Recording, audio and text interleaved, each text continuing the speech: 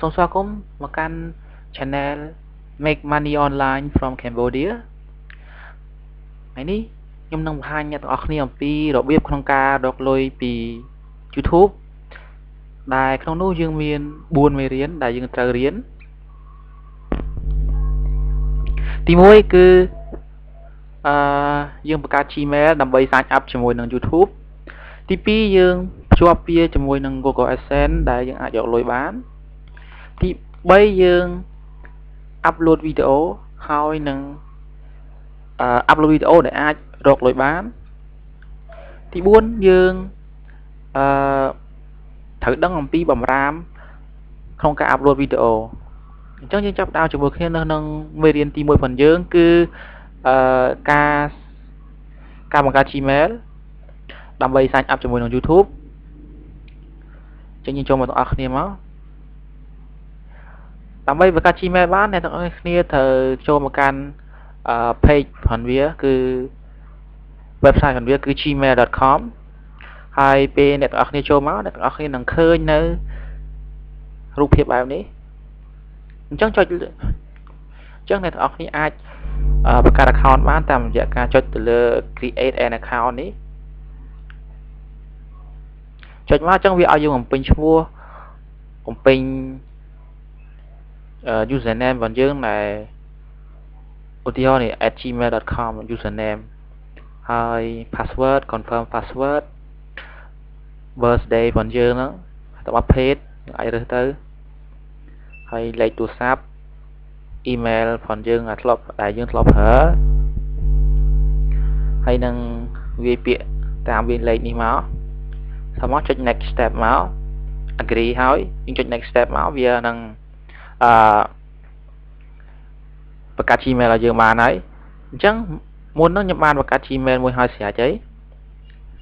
ហើយ Gmail របស់ខ្ញុំបានបង្កើតហើយស្រេចហើយអញ្ចឹងយើងអាចចូលមក YouTube មកដើម្បីឲ្យខាតពេលយូរអ្នកទាំងអស់គ្នាបង្កើតហើយចូលមក YouTube អញ្ចឹងពេលចូលមក YouTube ដំបូងវាមានពាក្យថា upload ហើយនឹង sign in ហើយវាមានវីដេអូពីខាងក្រោមអញ្ចឹងយើងចុចមកលើពាក្យ sign in មកដើម្បីអាច sign up យក Gmail មក sign up ជាមួយនឹង YouTube បានគឺយើងត្រូវចុចលើពាក្យ sign in ចុចទាំងអស់គ្នាមកនេះជា mail ដែលខ្ញុំទៅបង្កើតថ្មីមិញហ្នឹងអញ្ចឹងពេលយើងចុចពាក្យថា sign in វាឲ្យយើងរើស email បើសិនយើងមាន email ច្រើនវាឲ្យយើងរើសនេះជា email ដែលខ្ញុំបង្កើតមិញហ្នឹងអញ្ចឹងចុចលើវាទៅចុច click លើវាមួយទៅអញ្ចឹងវាឲ្យយើងដាក់ password យើង confirm password មក